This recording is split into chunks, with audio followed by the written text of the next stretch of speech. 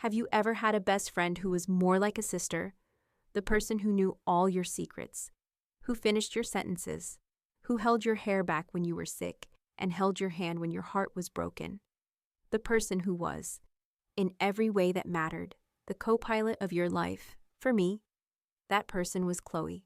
Now, imagine the man you love, the one you've built a home with, the one whose sleepy, smiling face is the first thing you see in the morning and the last thing you see at night. The man whose future you see as being inextricably, beautifully, tangled up with your own. For me, that was Liam. Chloe and Liam, they were the two pillars of my entire world. The two people I trusted with my whole, entire, unguarded heart. If you've ever wondered what it feels like to have both of those pillars crumble at the exact same time, sending the entire roof of your life crashing down on top of you, stick around and maybe hit that subscribe button, because you're about to find out. Our story, or rather, the story of the end of everything, begins with a ring, but it's not the beginning you think. It wasn't a surprise. It wasn't a man down on one knee. It was a quiet Tuesday night, a decision made between the three of us, a moment that I thought was the epitome of our modern, trusting love story. The ring itself was my most prized possession.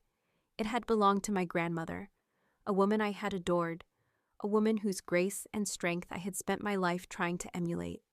She had passed away 2 years earlier and left the ring to me, her only granddaughter. It wasn't a massive, flashy diamond. It was something far more special.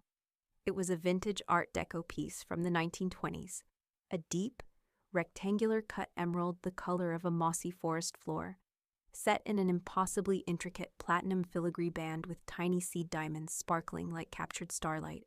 It was unique, elegant, and timeless. It had a soul, and it came with a note, written in my grandmother's elegant, looping script. For my Olivia, may you find a love as true and as enduring as this stone. For 2 years, I had kept it tucked away in its original, worn velvet box, waiting for the right time. Liam and I had been together for 7 years, since our junior year of college. We had built a life together. We lived in a cozy little apartment filled with mismatched furniture and a lot of love. He was a high school history teacher and a football coach, passionate and wonderful with his students. I was a freelance graphic designer with a steady roster of clients. We weren't rich, but we were happy, and we had always talked about marriage, not as an if, but as a when. That Tuesday night, the three of us were curled up on the sofa in our living room, me, Liam, and Chloe, who had come over for our weekly tradition of bad TV and cheap wine. Chloe and I had been inseparable since we were 5 years old. We had been through everything together: bad haircuts, first crushes, family drama, career fears. She was my person. She was a constant, steady presence in our apartment, as much a part of my life with Liam as I was.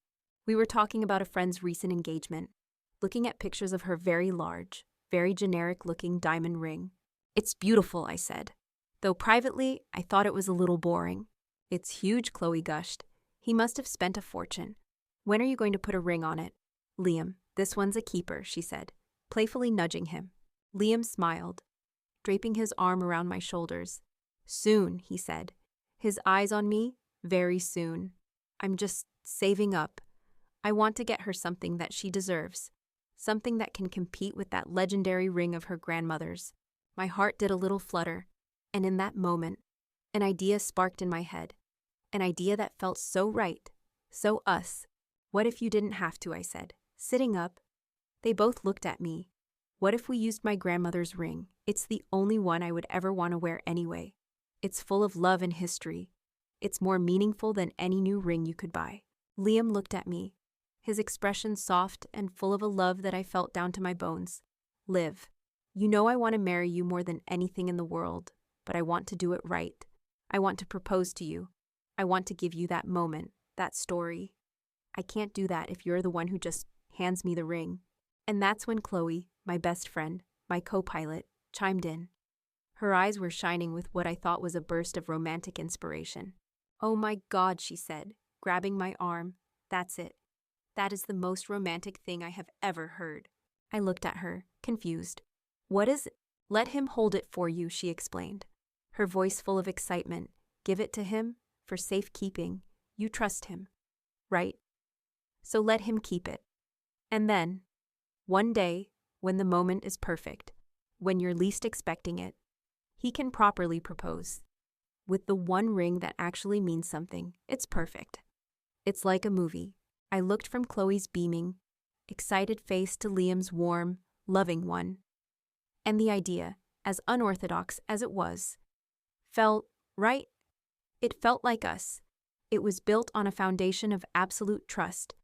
Giving him the ring wasn't a transaction. It was a testament to the 7 years of love and partnership we had already built.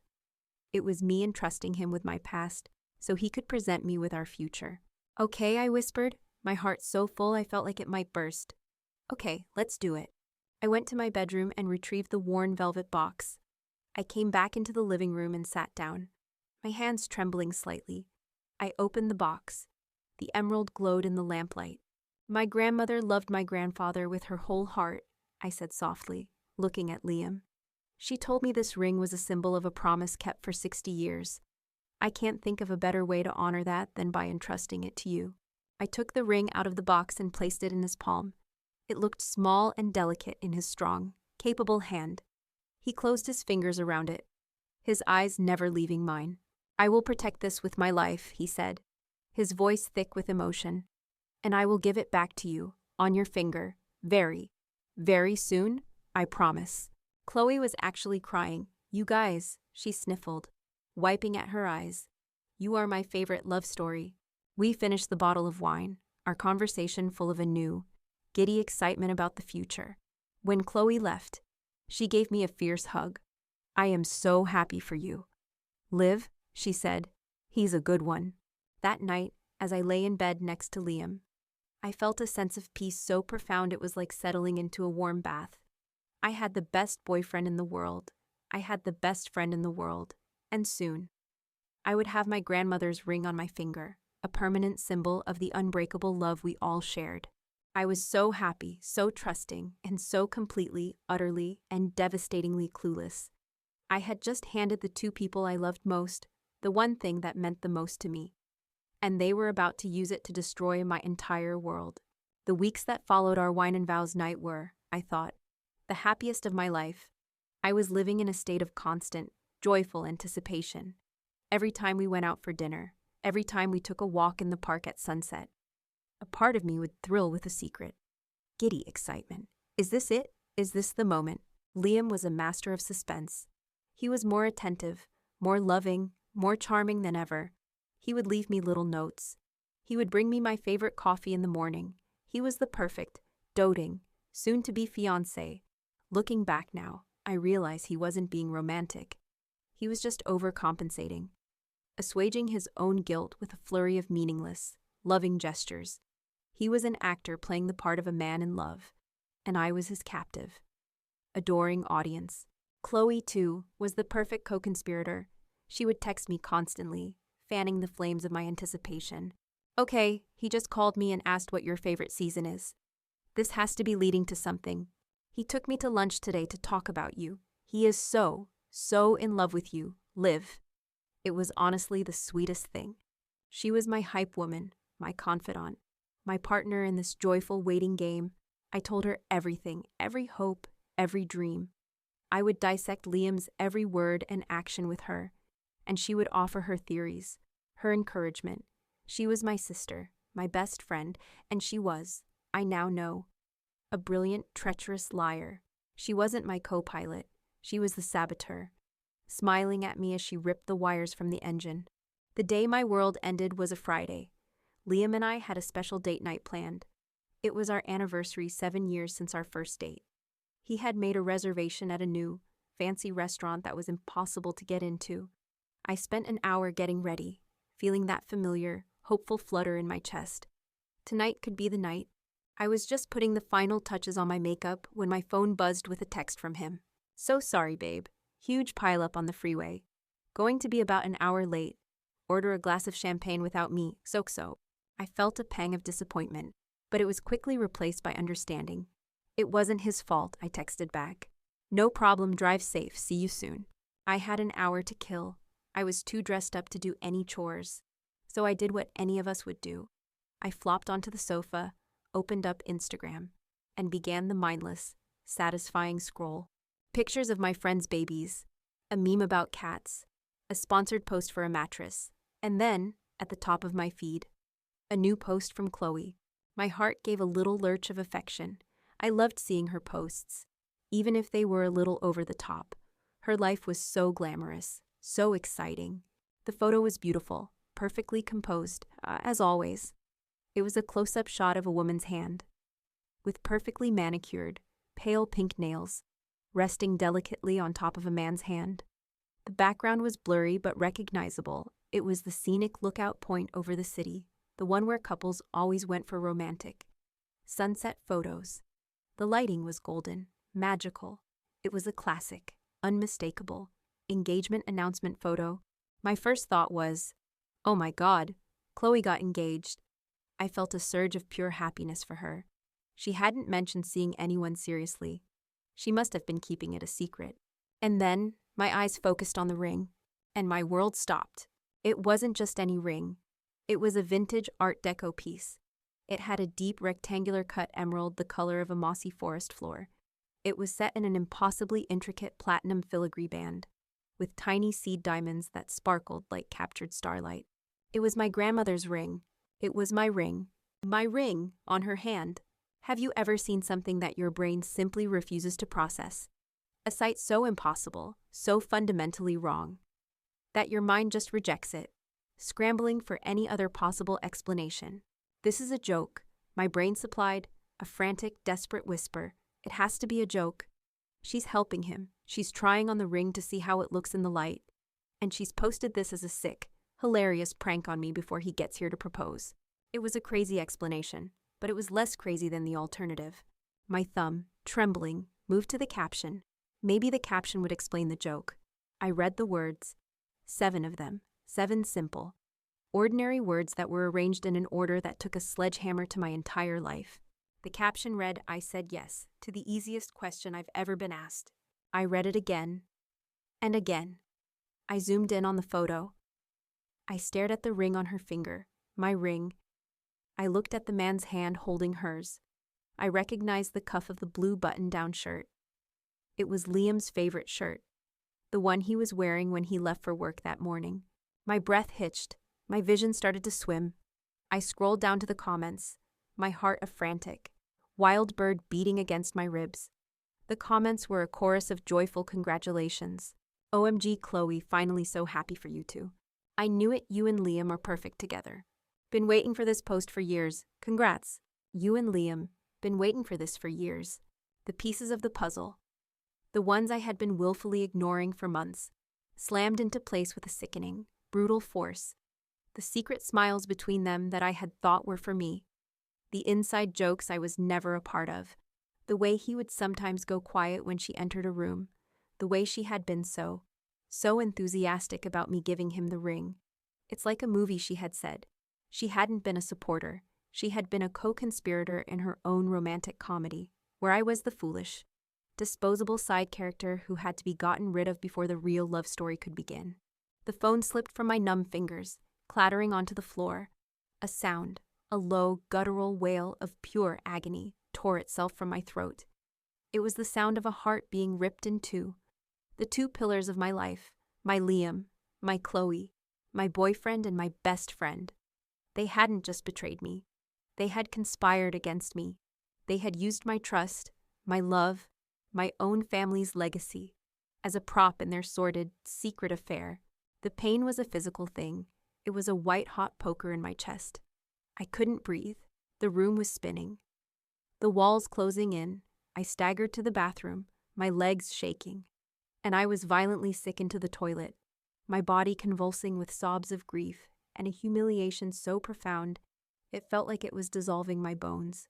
I don't know how long I lay on the cool tile of the bathroom floor, my world just a roaring, black vortex of pain. But eventually, I heard a sound. The sound of a key in the front door. Liv Liam's voice called out, cheerful and oblivious. Sorry, I'm late. The traffic was insane. Are you ready to go? I pulled myself up, my movements slow and robotic. I walked out of the bathroom and stood in the hallway. He was standing by the door, smiling his handsome, easy smile. He saw the look on my face, and his own smile faltered, replaced by a flicker of confusion, then dawning, guilty panic. He saw my phone, face up on the floor, the screen still glowing with the image of his hand holding hers, and he knew that I knew. The lie was dead, and we just stood there, in the ruins of our 7-year love story. The silence between us a vast, uncrossable canyon. The show was over. He knew. The moment he saw my face, the moment he saw the phone lying face up on the floor with its glowing screen of betrayal, the charming, handsome mask of my Liam vanished. He was replaced by a pale, cornered-looking stranger whose eyes were wide with panic. The carefully constructed reality we had lived in for 7 years shattered into a million pieces in that single, silent moment. "Liv," he stammered, his voice a hoarse whisper. "Liv, listen to me. It's not what you think." The sheer, audacious stupidity of that sentence, the classic, first line of defense from every cheater in history, was so insulting it was almost comical. It snapped me out of my paralytic shock and filled me with a hot, clarifying rage. "Not what I think," I asked, my voice dangerously quiet. I bent down, my movements stiff, and picked up the phone. I walked toward him and held the screen up to his face. Then what, exactly, am I supposed to think? Liam, because what I think's that this is my grandmother's engagement ring, on my best friend's hand, being held by your hand, under a caption that says, "I said yes, so please, enlighten me." What part of that am I misinterpreting? He flinched as if I had slapped him. He couldn't look at the phone. He couldn't look at me. It happened, he mumbled, running a hand through his hair. "It was a mistake. We were going to tell you." "Tell me what?" I pressed, my voice rising. "That my best friend is a backstabbing snake, that my boyfriend is a lying, cheating coward, or that the two of you conspired to take the most precious thing I own, a symbol of my grandmother's 60-year love story, and you twisted it into this sordid, pathetic trophy for your little affair." "It wasn't like that," he insisted, his voice gaining a desperate, pleading edge. "I love you, Liv. I do. This thing with Chloe, it just got out of control. It didn't mean anything. It didn't mean anything." I let out a laugh that was sharp and humorless. "You gave her my grandmother's ring, Liam. You don't give a meaningless fling a family heirloom. Don't you dare stand there and lie to me. Not anymore." I took a step closer, my whole body trembling with rage. "How long?" He just shook his head, looking at the floor. "Liv, please don't do this." "How long?" I screamed, the sound tearing from my throat, raw and ragged. He finally looked at me, and his eyes were filled with a pathetic, guilty shame. "A year," he whispered, "on and off, for about a year. A year, an entire year." My mind reeled, a sickening slideshow of memories playing in fast forward. A year of secret smiles, a year of whispered phone calls he'd claimed were from his mother. A year of Chloe coming over for wine nights, listening to me talk about my future with him, her eyes full of fake, sisterly sympathy. They hadn't just betrayed me, they had been laughing at me, for a year. And the night I gave him the ring, the night Chloe had gushed about how romantic it was. It wasn't a spontaneous idea. It was a calculated, premeditated act of cruelty. They had planned it. They had conspired to steal the ring from me for her. The thought was so monstrous, so deeply, profoundly evil, that the rage inside me turned to ice. "Get your things," I said, my voice suddenly flat and dead. "Get whatever is left of your life in my apartment, and get out. Liv." "No, we can fix this," he pleaded, taking a step toward me. "Don't you touch me," I hissed. And just then, as if on cue from some sadistic director of this tragedy, there was a light knock on the door. Then it opened, and Chloe walked in, a bright, fake smile on her face. "Hey," she chirped. "Liam? You said you were just running up to grab something. I was waiting in the car. What's going on?" Then she saw my face. She saw the look in my eyes, the phone in my hand, and her perfect, practiced smile dissolved into a mask of pale, guilty horror. "Oh my God," she whispered. "Olivia, you saw." She had the audacity to look heartbroken for me. She started to walk toward me, her hands outstretched in a gesture of fake comfort. "Liv, I am so So sorry. We never, ever wanted to hurt you. Then you shouldn't have slept with my boyfriend and stolen my grandmother's ring, I said, my voice dripping with a venom I didn't know I possessed. She started to cry then. Big, theatrical crocodile tears. It just happened, she sobbed, turning to Liam, who immediately went to her side to comfort her, the two of them, standing there, a united front of betrayal. We couldn't fight it. We fell in love. It was this huge, powerful thing, bigger than both of us. It was a tragic, beautiful love story. Have you ever listened to someone describe their own betrayal of you as if it were a scene from the Notebook? The sheer, narcissistic gall of it is something to behold. They weren't villains in their own story. They were the star-crossed lovers. And I was just the unfortunate, disposable obstacle they had to overcome. A love story, I asked, my voice dangerously quiet. You call this a love story? Lying to me every single day for a year, conspiring to steal from me, humiliating me on the internet with a public announcement before you even had the decency to break up with me. That is not a love story. That is a pathetic, cowardly, and disgusting betrayal. And the two of you deserve each other. I walked over to the front door and opened it wide. Get out, I said. Both of you, get out of my apartment and get out of my life. They just stood there, staring at me, two deer caught in the headlights of the truth. Take your tragic, beautiful love story and get out of my home, I repeated, my voice shaking with a cold, hard rage. And you, I said, looking at Liam, can expect a call from my lawyer regarding my grandmother's ring. You will be returning it. That is not a request. That finally seemed to snap them out of it.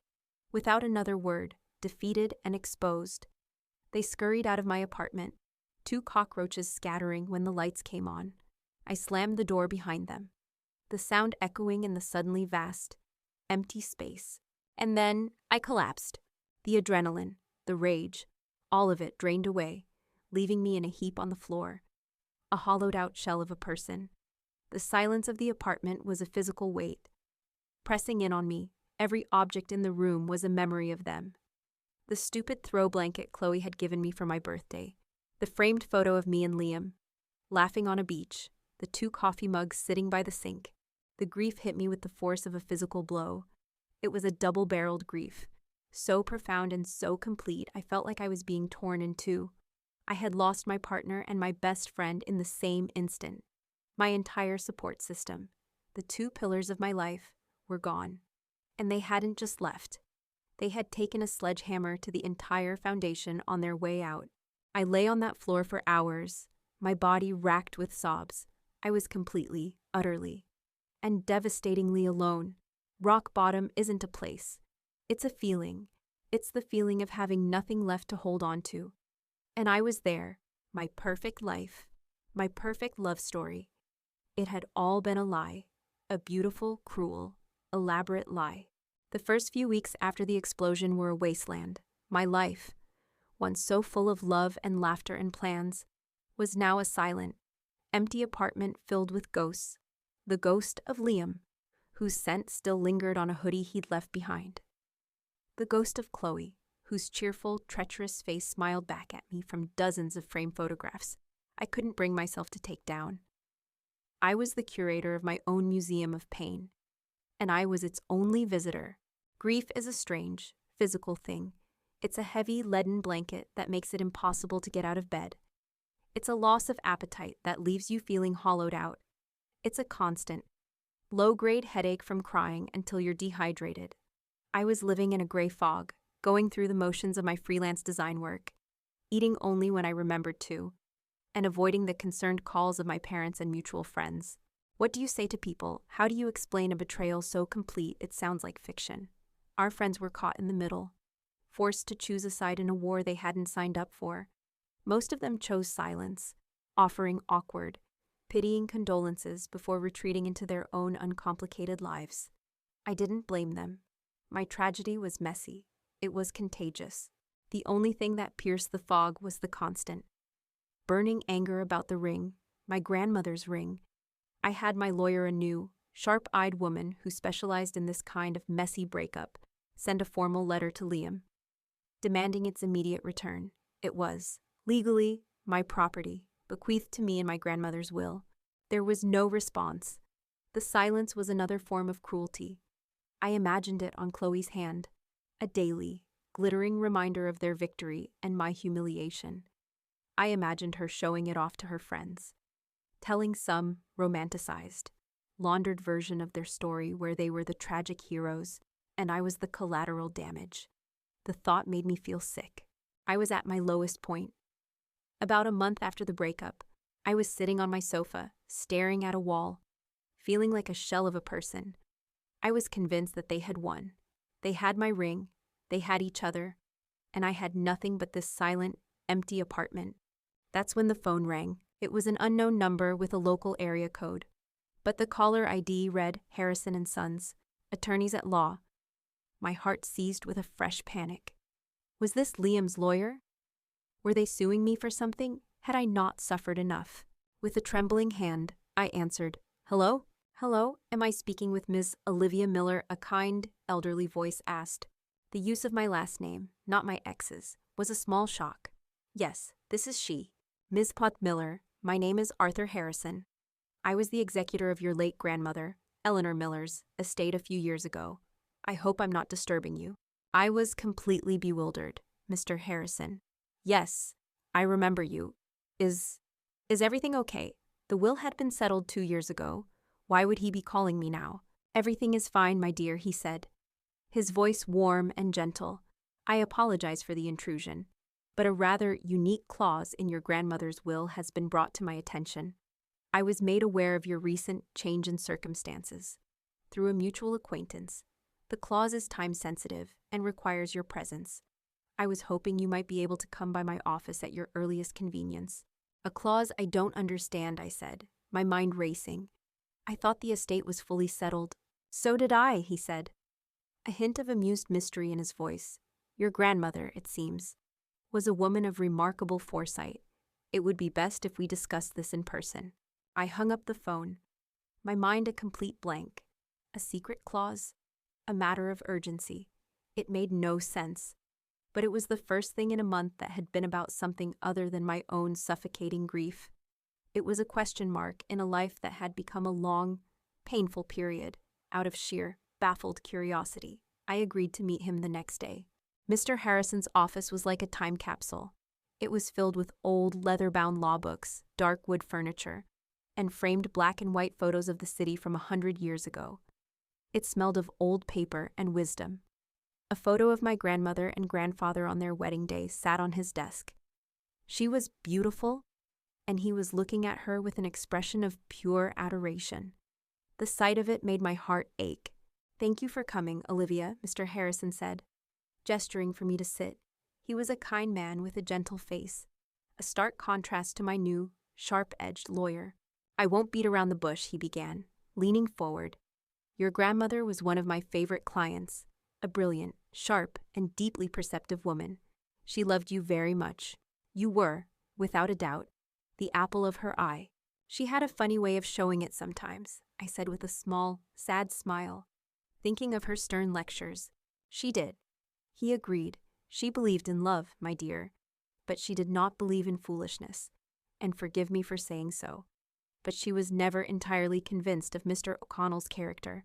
I must have looked shocked, because he continued, "Oh, she never said anything to you. She wouldn't have interfered, but she told me once. That boy is more in love with the idea of being with a Miller than he is with Olivia herself." She was a shrewd judge of character. My throat felt tight. She had seen it, all along. She had seen the truth I had refused to see. Mr. Harrison opened a thick, leather-bound folder on his desk. "It was her will, as you know," he said. "Your grandmother left you her personal effects, and most importantly, her engagement ring. The rest of her estate, a considerable one, was put into a trust fund in your name." He put on his reading glasses and turned to a specific page. "Now, here is where it gets interesting. She put a very specific, very unusual set of conditions on the dispersal of that trust." He began to read from the document, his voice a low murmur. "The principal of the Eleanor Miller Trust, valued at approximately $4.2 million, shall be held by the executor until one of 2 conditions is met." My eyes went wide. I had no idea it was that much. My grandmother was wealthier than any of us knew. Mr. Harrison continued reading. Condition A. The trust shall be fully and immediately disbursed to my granddaughter, Olivia Miller, upon the date of her legal marriage. This was the part we all understood, he said, looking at me over his glasses. It was, essentially, a wedding present of epic proportions. But then there is Condition B. Your grandmother insisted on it. I thought it was eccentric at the time. Now, I see it was just wise. He cleared his throat and read the next part. Condition B. Should my granddaughter's intended union with Mr. Liam O'Connell be terminated prior to a legal marriage, and should said termination be, in the executor's judgment, a result of infidelity, betrayal, or a clear breach of trust on the part of Mr. O'Connell, then the full principal of the trust shall be disbursed to my granddaughter, Olivia Miller, immediately and unconditionally, upon her formal request. I just sat there, stunned into silence. I couldn't breathe. My grandmother, my shrewd, perceptive, wonderful grandmother, had seen this coming. She had seen the weakness in Liam's character, and she had built a secret escape hatch for me in her will, a legal and financial safety net that I never knew existed. She had armed me from beyond the grave. But he wasn't finished. There was one more part. This next part, Mr. Harrison said, a slow smile spreading across his face, is my favorite, I must say. Your grandmother was a brilliant legal strategist in her own way. He read the final clause. Furthermore, in the event that Condition B is triggered, a separate legal fund of $100,000 shall be established from the estate's auxiliary assets. This fund is to be used, at my granddaughter's discretion, for the sole purpose of retaining legal counsel to reclaim any and all family property, including, but not limited to, my emerald and diamond engagement ring, which is an heirloom of this family and is to remain in the Miller bloodline. Let no man who has broken my granddaughter's heart be allowed to profit from her legacy. I put my head in my hands, and for the first time in weeks, I let out a sound that wasn't a sob. It was a laugh, a wild, disbelieving, and deeply, profoundly cathartic laugh. Liam and Chloe thought they had won. They thought they had gotten away with the perfect crime. They thought they had the ring, the symbol of their triumphant, sordid love story. They had no idea that the ring wasn't just a ring. It was a trigger. It was the key to a legal bomb my grandmother had planted years ago. And with their tacky, triumphant Instagram post, they had just handed me the detonator. I looked up at Mr. Harrison, my eyes shining with a new, dangerous light. The grieving, heartbroken victim was gone. So, I said, my voice clear and steady, how do we begin the process of reclaiming my property? I walked out of Mr. Harrison's office and into the bright afternoon sun. And the world looked different. The gray fog of grief that had shrouded my life for the past month had been burned away by the stunning, incandescent revelation of my grandmother's love and foresight. I was no longer a victim adrift in a sea of sorrow. I was a woman who had just been handed a map, a compass, and a battleship. My grandmother hadn't just left me money. She had left me a strategy, a posthumous checkmate. The love story wasn't over. It had just become a brilliant legal thriller. And I was the star. The first thing I did was go home and sleep. I slept for 12 straight hours, a deep, dreamless, and restorative sleep. The first I'd had since the night of the Instagram post, when I woke up. The part of me that had been broken felt cauterized. The pain was still there, a deep, resonant ache. But it was no longer a gaping wound. It was a scar, and scars are a testament to survival. The next morning, I returned to Mr. Harrison's office, not as a grieving granddaughter, but as his new, most important client. Okay, I said, setting my laptop on his desk. Let's get to work. You said we need to prove, to the court's satisfaction, that the termination of my engagement was a result of his infidelity and betrayal. Let's build our case. Mr. Harrison looked at me, a proud grandfatherly smile on his face. Now you sound like Eleanor's granddaughter, he said. She loved a good fight, as long as it was a smart one.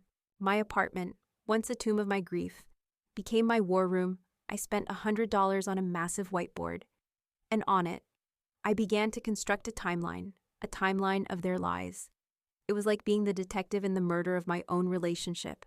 I had to go back and look at all the clues I had missed, All the little moments that had seemed insignificant at the time but were now blazing red flags.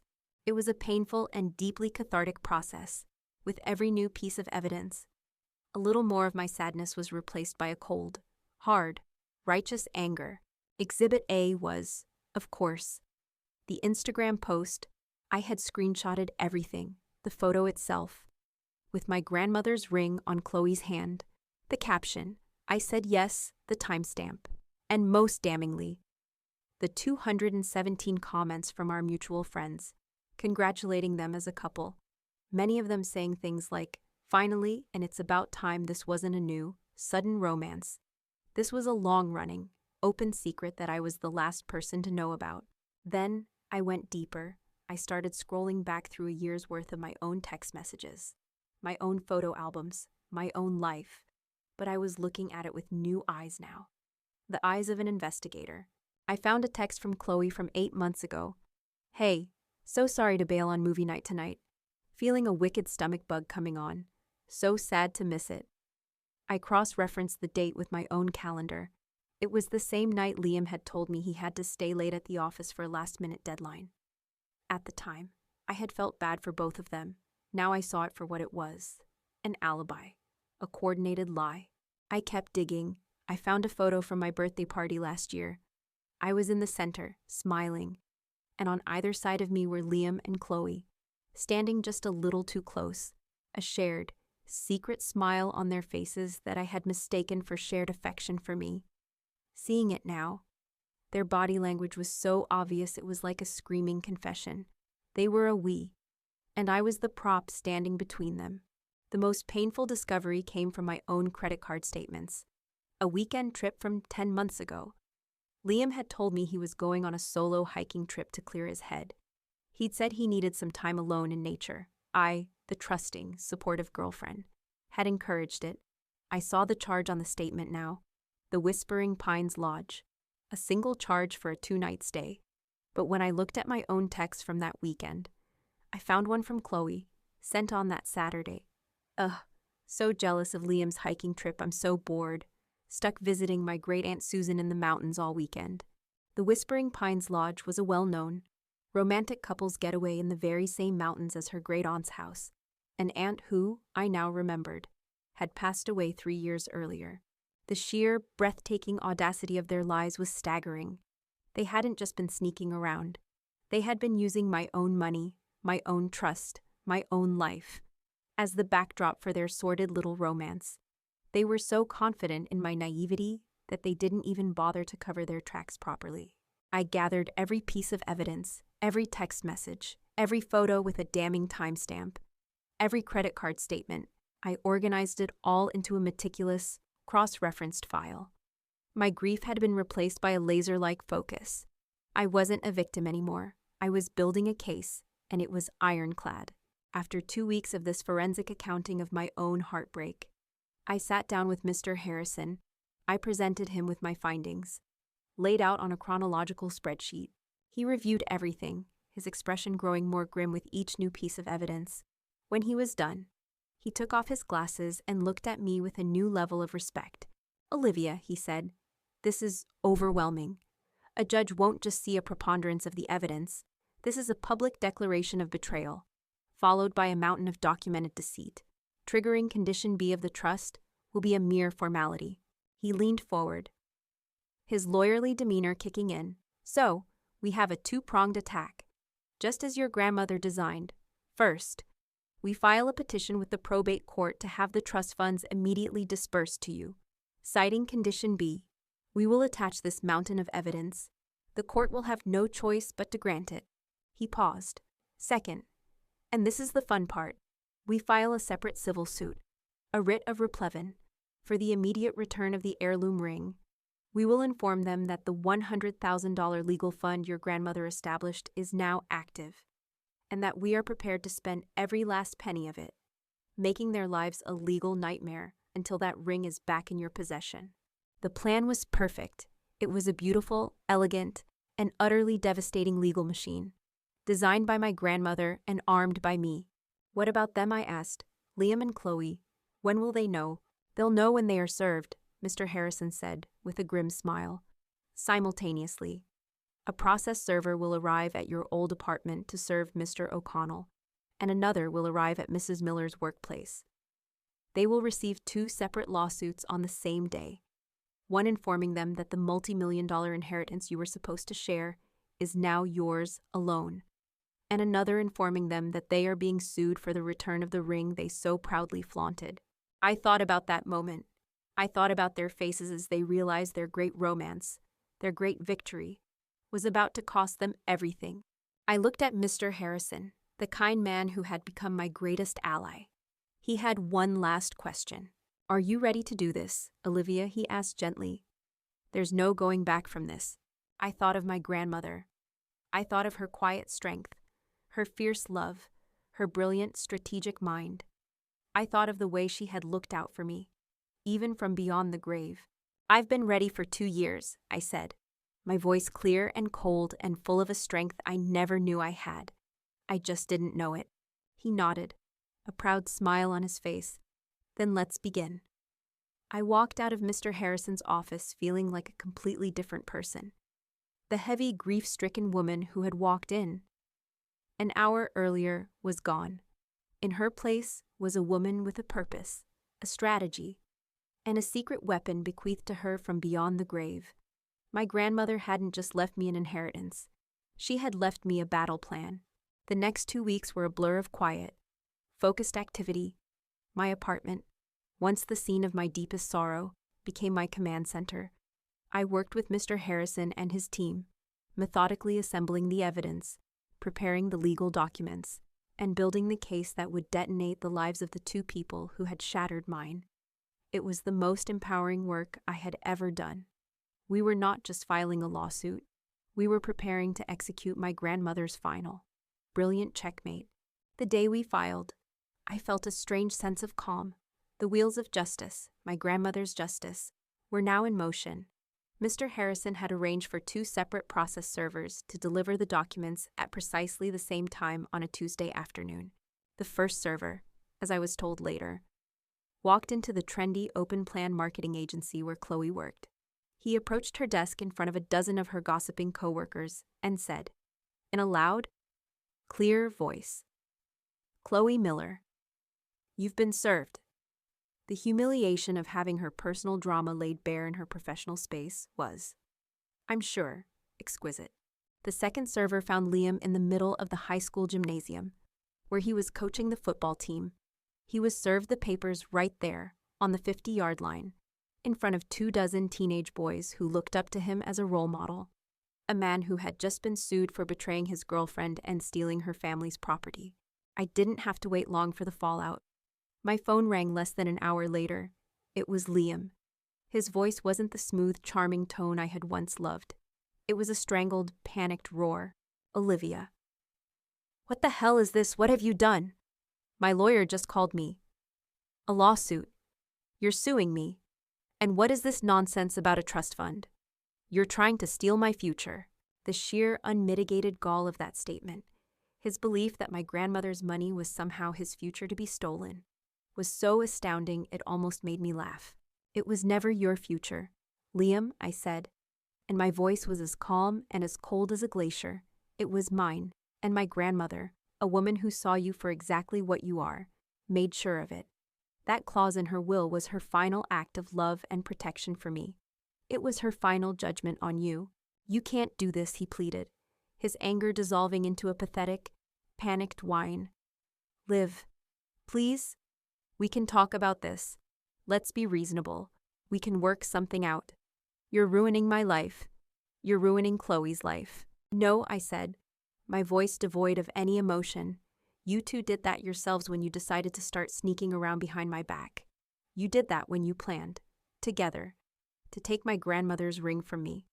This isn't me ruining your lives.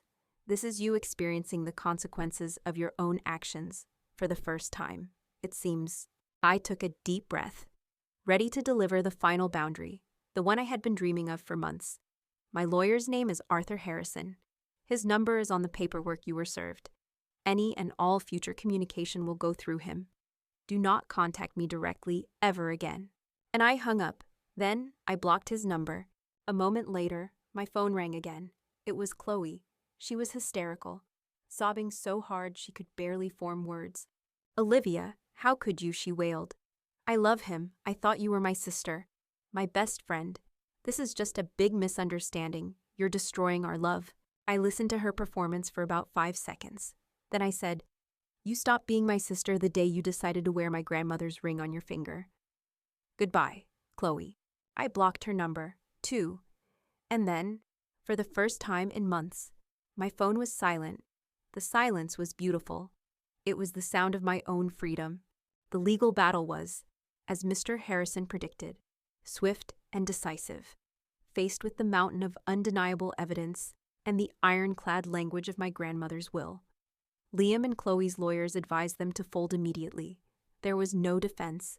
They had been caught, red-handed, in a trap set for them by a dead woman. A week later, a small insured package arrived at my apartment via courier. Inside, nestled in a velvet box, was my grandmother's ring. I took it out, its emerald glowing, its platinum band cool against my skin. I slipped it onto the ring finger of my right hand. It was not a symbol of a broken promise anymore. It was a symbol of my grandmother's fierce, unending love. It was a symbol of my own strength, a reminder that I was the last in a long line of strong, perceptive women. The court approved the immediate dispersal of the trust fund a month later. Suddenly, I was a wealthy woman. But the money felt different from the ring. The ring was my legacy. The money was my fuel. And I knew exactly what I was going to do with it. 1 year later, the sign on the beautiful, restored storefront read, "The Eleanor Miller Foundation for Female Artisans." My grandmother's name, inside. The space was a combination of a gallery, a workshop, and a co-working space for women trying to turn their creative passions into businesses. I had quit my design job. I had used the entirety of my grandmother's trust, my inheritance, to create this foundation. It was my new life's work. We provided grants, mentorship, and a beautiful space for female jewelers, potters, painters, and designers, women like me. Women with a dream that the world often dismisses as a hobby. I didn't need the money for myself. My grandmother's foresight hadn't just given me financial freedom. It had given me a purpose. I was taking the legacy she had given me and using it to help other women build their own. I saw them one last time. Liam and Chloe.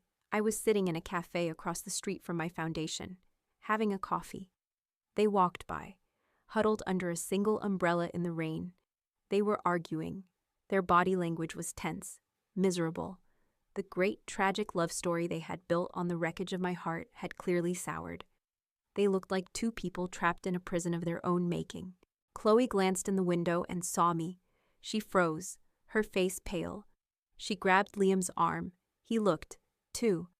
They just stood there on the sidewalk in the rain, staring at me, sitting alone, happy, serene, in front of the beautiful building that bore my grandmother's name. I didn't smile. I didn't gloat. I just met their gaze for a long moment. Then I picked up my coffee cup, took a sip, and looked away, dismissing them completely. They were a footnote in a story that was no longer about them. My ex-boyfriend and my ex-best friend thought they were stealing a ring. They thought they were stealing my happily ever after. But my grandmother, my wise and wonderful grandmother, knew better. She knew the ring wasn't just a piece of jewelry. It was a key. It was a test. It was a weapon, waiting for me to be strong enough to wield it.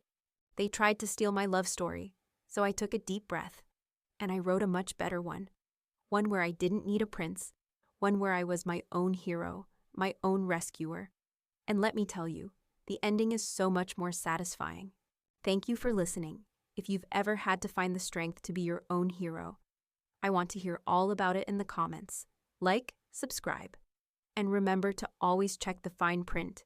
You never know what kind of power your ancestors might have left you. I'll see you next time.